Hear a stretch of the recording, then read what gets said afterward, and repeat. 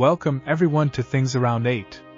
Dear friends, in this video we will talk about the Ukrainian invasion of the Russian Kursk Oblast, and why the Russian threat of using nuclear weapons should be taken very seriously.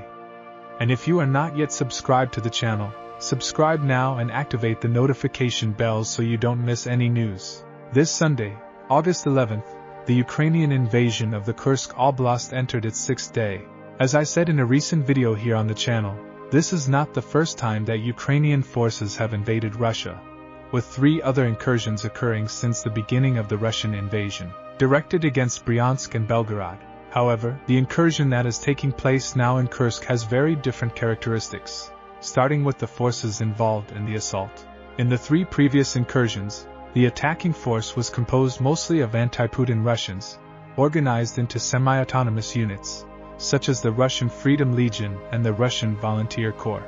Between 2023 and early 2024, these and other groups made up of Russians, Chechens, Georgians and Poles, equipped, armed and most likely advised by the Ukrainians, launched small and brief assaults that generally lasted no more than a few days, with little or no lasting strategic results. Basically, the aim of these assaults was to irritate the Russians, forcing them to divert resources and troops from other sectors of the front line to those regions. But in the Ukrainian assault on Kursk, which was launched last Tuesday, August 5th, there are some important differences, starting precisely with the forces involved in the attack.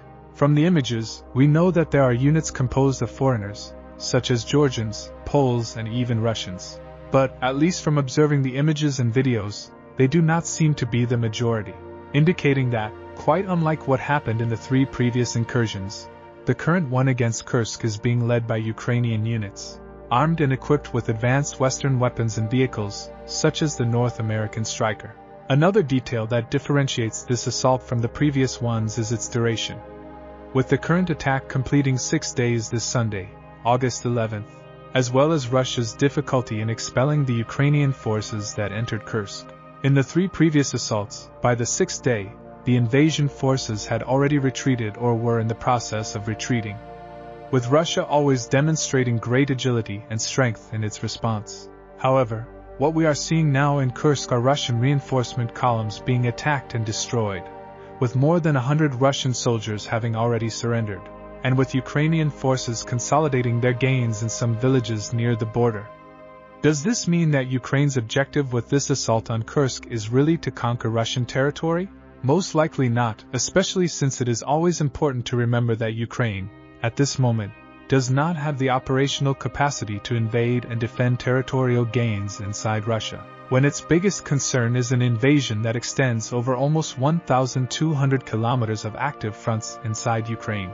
The reason for the invasion of Kursk is most likely the same as that which led to the 3 previous incursions into Bryansk and Belgorod, to irritate Russia and force Putin to weaken other sectors, withdrawing forces and sending them to contain this invasion.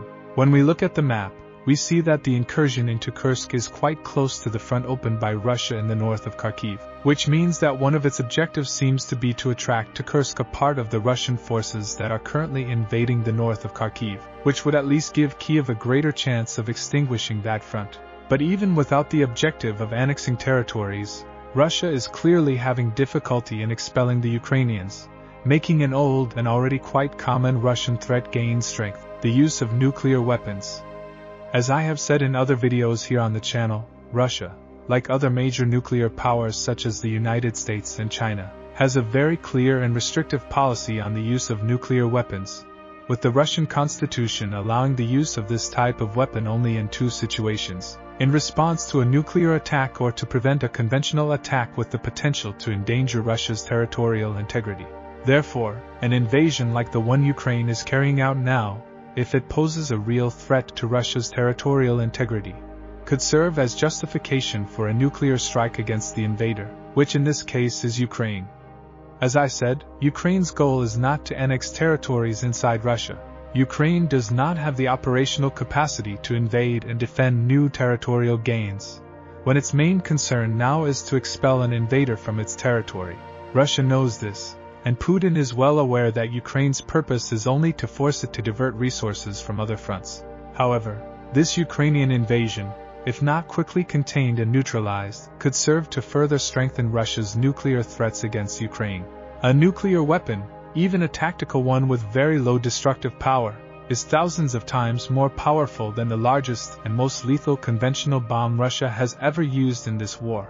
This means that only a handful of tactical nuclear bombs are capable of destroying all the Ukrainian bases and depots whose locations are known. If used in a coordinated and effective manner, Putin is capable of destroying much of Ukraine's capabilities in less than an hour. But to do so, he needs a very strong reason, and the Ukrainian invasion of Kursk could serve as the justification he so desperately seeks. Putin knows that by doing so, he will lose many of the few allies he has. Only the most fanatical of his allies will remain, such as Iran, the puppet dictator of Belarus, Alexander Lukashenko, and of course, Kim Jong-un's North Korea. But Xi Jinping's China, which has huge commercial interests in the United States, has already made it clear that it will not accept the use of nuclear weapons in Ukraine. Therefore, Putin knows that in order to use these weapons, it will have to be a very well-justified action and against truly valuable targets. It would be an attack with even more negative repercussions for Russia internationally, but with the potential to open the door to a quick and decisive victory in that war.